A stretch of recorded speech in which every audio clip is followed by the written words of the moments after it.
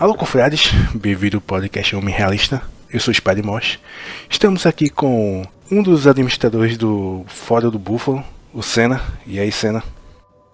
E aí, Spider-Mosh, tudo bem? Pessoal aí que está acompanhando o podcast, espero que curtam bastante aí nossa conversa hoje. É isso aí. E hoje a gente vai falar sobre a real e histórias bíblicas. Começando com a história de Jacó. E aí, Senna, o que tu acha dessa história aí? Se mete a real ou não? A história de Jacó, ela é cheia de exemplos, né? De como que a real está inserida ali nas histórias bíblicas. No início você vê um Jacó mangina, né?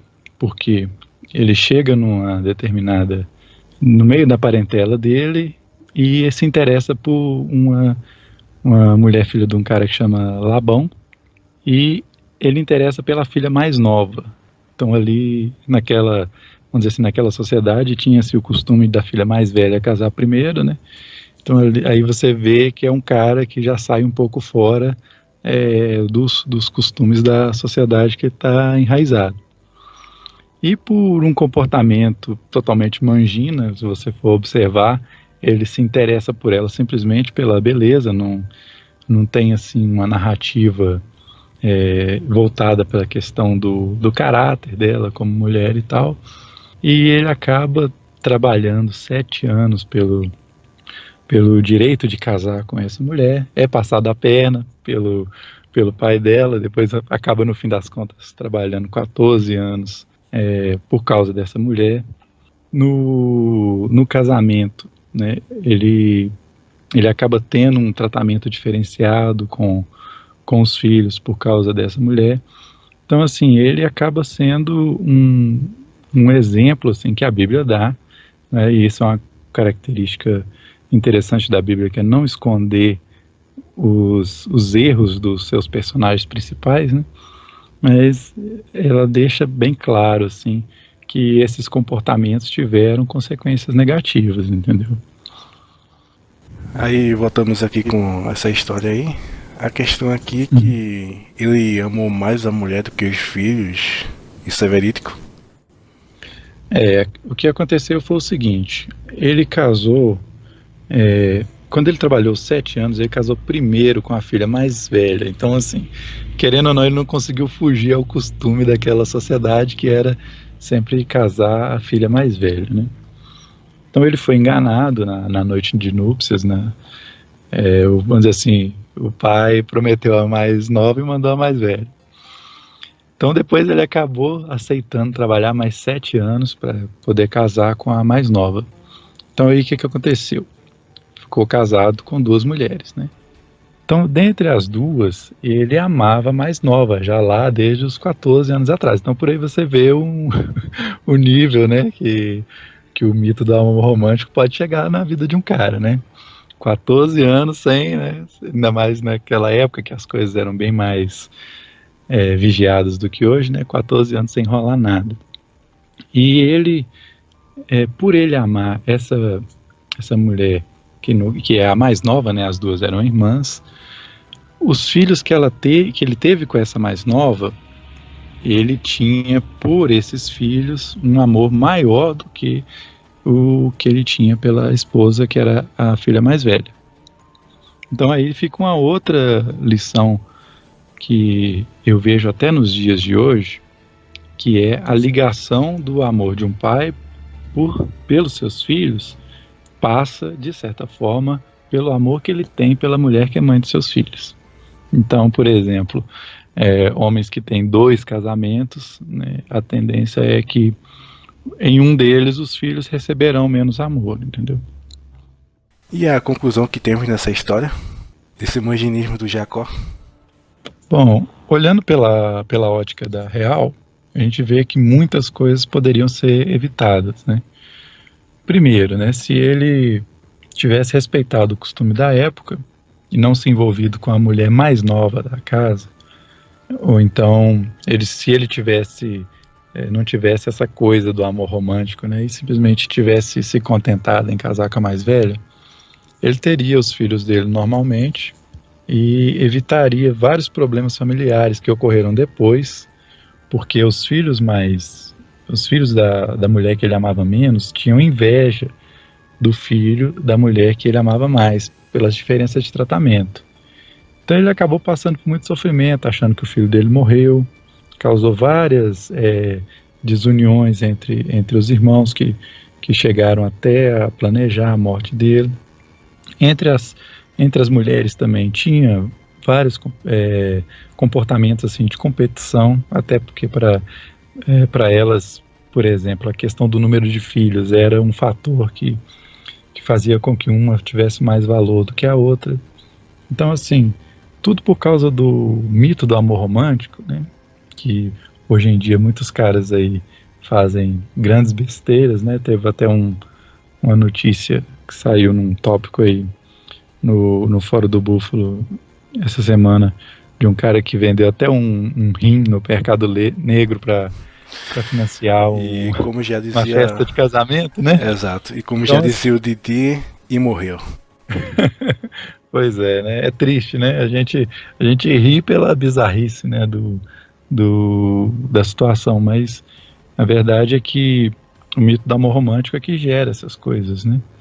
E ele trouxe várias desuniões para a família, poderia correr o risco de perder um filho com isso, enquanto que se ele tivesse respeitado os costumes daquela sociedade ou esperado a filha mais velha casar, ou então ter se interessado pela mais velha, ele teria uma família muito mais estruturada, uma vida mais tranquila, ele teria evitado muitos problemas. E só assim, a história do Jacó no fim da vida, ele muda de certa forma o comportamento, ele passa a valorizar a mulher mais velha, tanto que a morte dele, o enterro dele é feito junto da mulher mais velha, a mais nova fica pelo caminho, que é um simbolismo aí de que ele, de certa forma tardia, né, ele aprendeu a lição e valorizou a mulher mais velha e, no caso aí, deixou de lado o mito do amor romântico, entendeu? É isso aí. Então vamos para a próxima história bíblica agora, que essa aqui é polêmica, mamilos aí. O primeiro capitão salva-puta da história bíblica, que foi Jesus, o Maria Madalena. O que tu acha disso aí? Que eu já vi muitos posts de alguns ateus realistas zoando aí, porque salvou a Meretriz e etc, e etc. O que tu acha disso aí? Bom, isso aí, assim, primeiro, a forma com que se fala aí de Jesus, né, eu acho um tanto desrespeitosa, né, quando se fala se fala do Filho de Deus, quem é, e religioso sabe que a gente tem uma diferença de tratamento mais respeitosa, né, é igual a gente chega pro pai da gente, não fala você, fala senhor, etc, né, porque a gente mede um pouco as palavras. Então eu vejo aí o primeiro problema. O segundo problema dessa história. Mas calma, o seguinte... calma, mas não é eu que tô falando isso não, tá? Vamos deixar claro. Não, eu já vi isso, tá ligado? Em vários tópicos, né? Porque, exato, vamos dizer assim, não é uma coisa que eu vejo hoje em dia, mas eu já vi muitas discussões nesse sentido nos fóruns. Então mas eu sei que não é da sua parte, quanto a isso eu tô tranquilo. Mas, entrando no mérito da história, o que acontece? Na sociedade judaica, o adultério, ele tinha como consequência a pena de morte e o apedrejamento. O que acontece nessa história? Essa uma mulher que foi pega em flagrante adultério. Então, o que acontece? Se a pessoa foi pega em flagrante adultério, não estava só a mulher, estava o cara também. Só que os fariseus, o que eles fizeram? Eles trouxeram só a mulher para Jesus.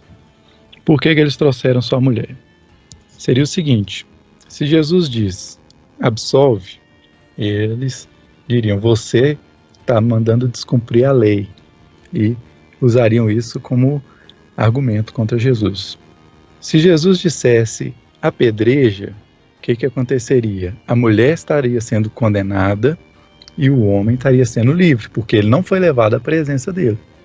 Então, assim, o que eles fizeram, na verdade, foi uma sinuca de bico. Não era vamos dizer assim, a mulher para eles pouco importava, entendeu? Talvez até se tivesse, por exemplo, levado, se o cara, se eles quisessem mesmo uma resposta dentro da lei de Jesus, eles teriam levado o cara também. Mas aí, o que Jesus fala? Jesus diz, quem não tem pecado, que atire a primeira pedra. Então, assim, ele autorizou a cumprir a lei, mas para cumprir a lei tinha que ser alguém que não tinha pecado. Logo, todos eles tinham pecado e não apedrejaram essa mulher, e Jesus não deu uma resposta que fizesse com que eles encurralassem ele, entendeu? Então, assim, aí quando as pessoas largam as pedras, né? E aí fica uma outra reflexão também, né? Porque eles usaram a vida de uma pessoa para interesses escusos, né? Que era acusar Jesus. Quando tá só ela e Jesus, aí eles conversam, ele fala, tão pouco te condeno, vai, não peques mais. Em momento algum, você tem aí uma situação onde ela vamos dizer assim, tudo que ela fez na vida dela, etc., foi ignorado. Não é isso.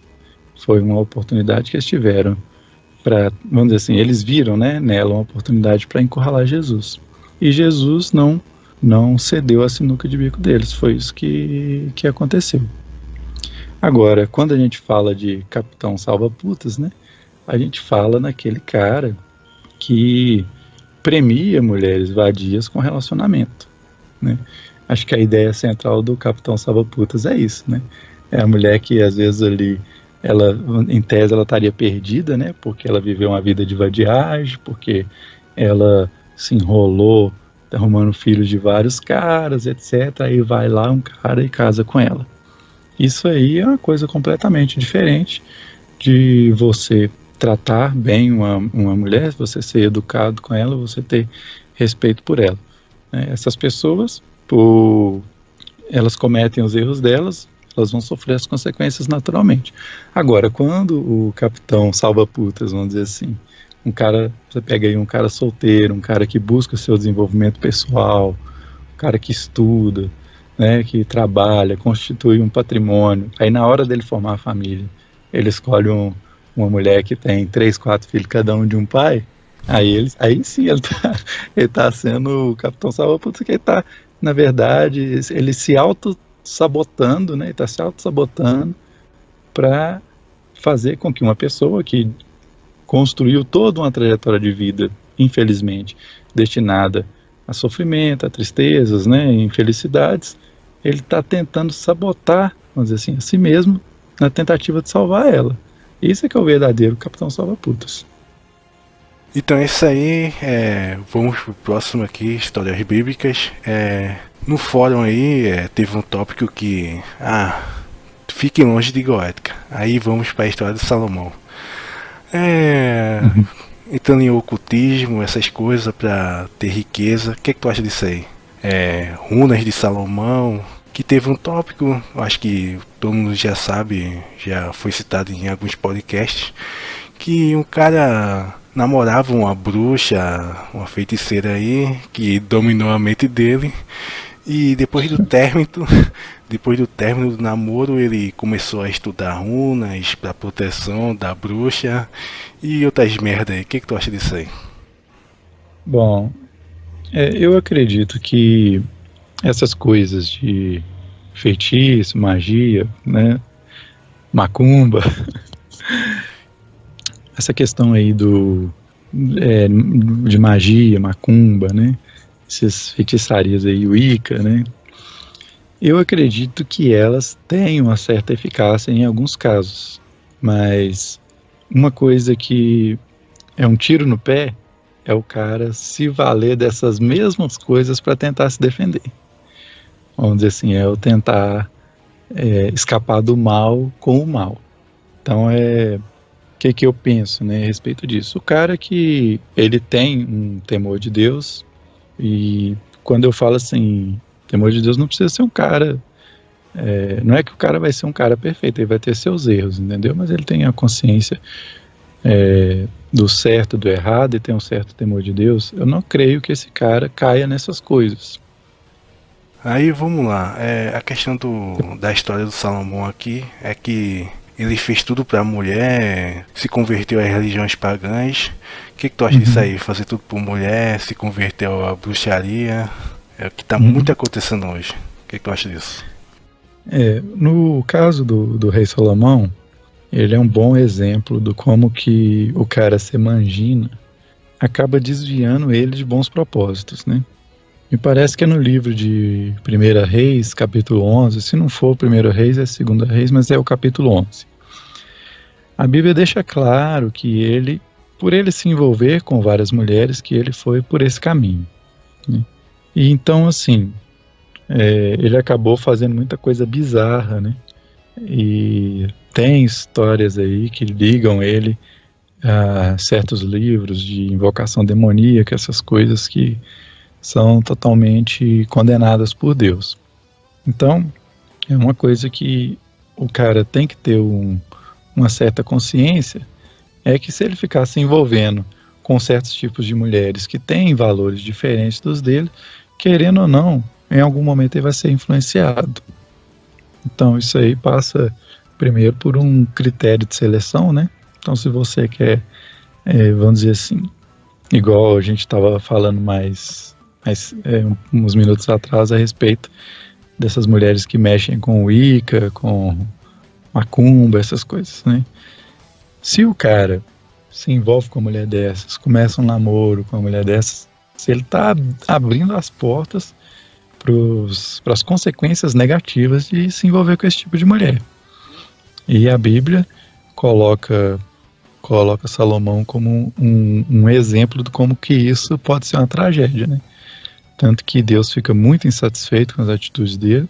Entre os rituais, né, a Bíblia não deixa claro, mas várias das religiões das mulheres que ele envolveu fazia até sacrifício humano. E como Deus ficou bastante insatisfeito com a atitude dele, inclusive a descendência dele perdeu parte do reino, né? Então aqui nós vemos mais uma vez que as pessoas que têm tomam decisões erradas na vida, mesmo quando Deus as perdoa, elas sofrem as consequências, né? Não fica aquela coisa como se nunca tivesse existido, né? Exatamente. Então vamos para conclusões sobre histórias bíblicas e a real. A conclusão que a gente tem é que a real sempre existiu. Quando as pessoas desprezam, né, a sabedoria dos livros antigos, no nosso caso aqui, especialmente a Bíblia, a pessoa está negligenciando experiências aí de séculos. A humanidade, na sua essência, ela não muda, né? A gente comete os mesmos erros. Então, se a gente olhar bem para os personagens da Bíblia, sobre a ótica realista, nós vamos encontrar bons exemplos. Eu recomendo aí a história, por exemplo, de José do Egito, que eu considero o realista mais completo, assim, principalmente do início ali da história da humanidade.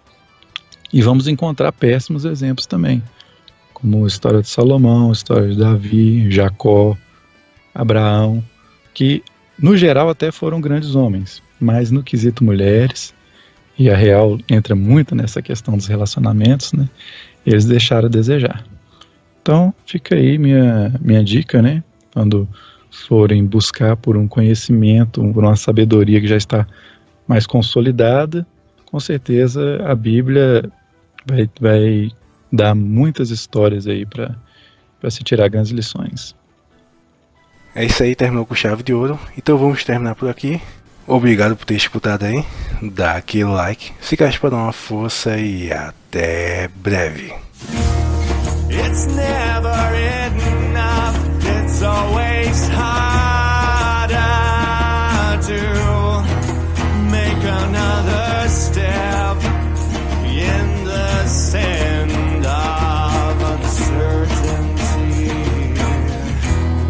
of everything. You can't hide, you can't stop, because you found out that your life, your dream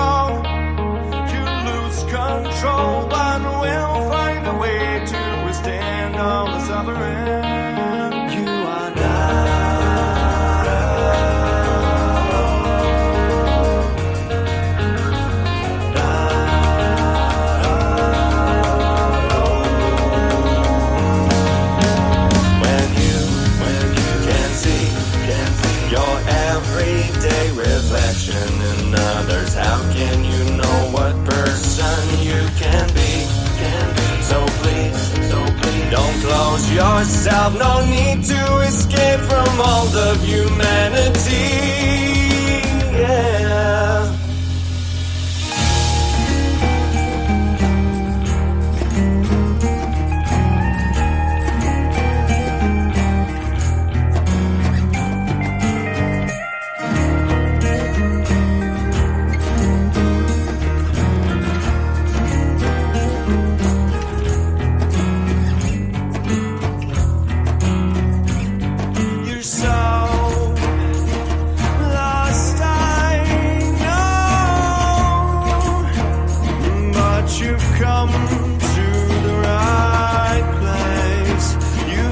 Your fear to fight.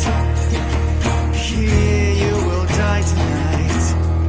I've been a walking shadow. I could not hear my heart.